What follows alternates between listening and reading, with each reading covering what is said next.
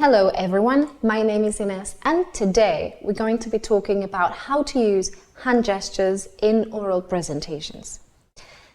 These are the two goals of this polymedia video. The first goal is to provide a general overview of how to use hand gestures in a presentation, and the second goal is to outline the different types of gestures that we can use and how to use them in an efficient way. The contents of this polymedia video will be the following. First of all, I'll begin with an introduction, which will be followed by an explanation of hand gestures in oral presentations. I will then move on to structural hand gestures and content hand gestures to then finish up with some conclusions. So, why are gestures helpful in an oral presentation? Have you ever asked yourself that when you watch a TikTok video, when you use an Instagram post, when you watch a president address an audience? Do they use gestures? How do they use these gestures? So these are three reasons why gestures are helpful when presenting to an audience. The first one is that gestures can help you captivate the audience by getting their attention. Hands are the first thing that we look at when we see someone new, as well as the eyes. But eyes don't move. Hands, however, do. And movement attracts our attention. It's not the same if I'm just presenting like this, that if I am presenting, moving my hands. Secondly, gestures help you narrate and illustrate your texts. Imagine you're talking about a very tall man. Or perhaps you're talking about a very tall man, or a very short man, or a very short man. So here, gestures can also help you basically illustrate, define, characterize what or who you're talking about. And third, gestures can help you structure your speech. This is what we will talk about in a minute, which is structural gesture use. So, hand gestures in oral presentations. We've spoken about the importance of hands.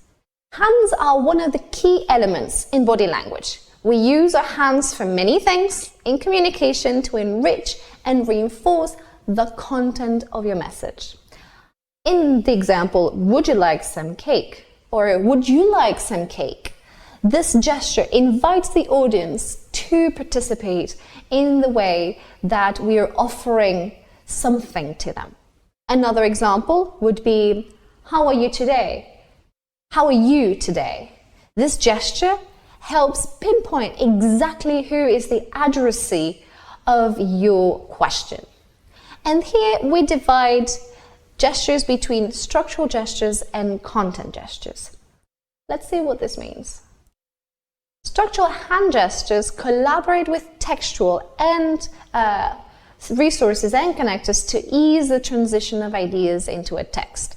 You could say first, second, third, on the one hand, on the other hand, to wrap up. Additionally, all of these gestures, they basically illustrate how an idea changes into another idea. More, how about an example? This presentation is structured in three parts. First of all, the introduction will address the role of metaphor in everyday speech. Secondly, I will explain different types of metaphors. Thirdly, I will share some findings of a recent study of metaphor. To conclude, I will summarize the main ideas of the talk. Now let's see how this changes. This presentation is structured into three parts. First of all, the presentation will address the role of metaphor in everyday speech. Secondly, it will explain different types of metaphors. Thirdly, I will share some findings of the study of metaphor, and to conclude, I will summarize the main ideas of the talk. Can you see how gestures change the efficiency of the transition between ideas in this text? More. Another example. Using metaphors in a text can facilitate its correct understanding, but it may also add a layer of complexity. On the one hand, metaphors enable a more direct way of speaking about complex topics such as emotions. On the other hand, they often require the speaker to have the capacity to understand the points of similarity between the source and the target domain. How about using metaphor in a text can facilitate its correct understanding, but it may also add a layer of complexity.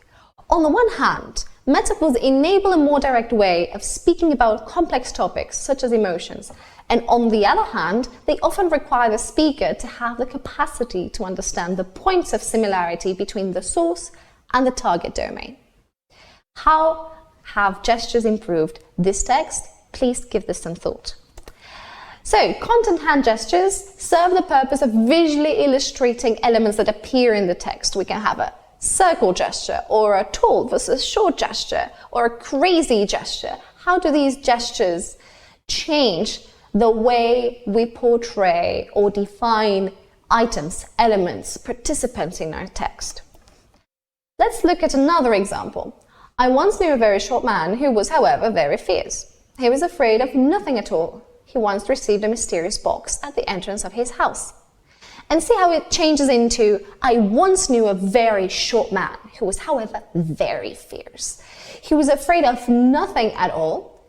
He once received a mysterious box at the entrance of his house. Again, gestures change the way we get attracted, captivated by a text and the way we define different elements of this text. So, to conclude, hand gestures are a very powerful tool and also a very useful tool to strengthen the impact of your oral presentation. Both structural and content hand gestures reinforce the text. Content gestures help illustrate elements of the narration, and structural gestures serve the purpose of reinforcing the link between ideas. Thank you so much for listening.